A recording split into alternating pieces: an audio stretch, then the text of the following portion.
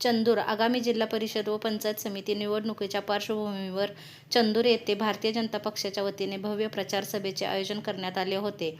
या सभेला खासदार धैर्यशील माने, जिल्हा परिषद उमेदवार महेश पाटील, पंचायत समिती उमेदवार डॉ. अण्णासाहेब पाटील, इचलकरंजीचे नगरसेवक अभिषेक वाळवेकर, ओंकार सुर्वे, संतोष शेळके यांच्यासह भाजपचे सर्व पदाधिकारी, कार्यकर्ते आणि नागरिक मोठ्या संख्येने उपस्थित होते. विशेष म्हणजे या सभेला महिलांची लक्षणीय उपस्थिती लाभली. या सभेत खासदार धैर्यशील माने यांनी उपस्थितांना मार्गदर्शन करत मुलींसाठी मोफत उच्च शिक्षण योजना, निराधार महिलांसाठी घरकुल योजना, गावातील रस्ते, पाणंद रस्त्यांची कामे, बस स्टॉप उभारणी आदी विकास कामे येत्या 6 महिन्यात पूर्ण करण्याचे आश्वासन दिले.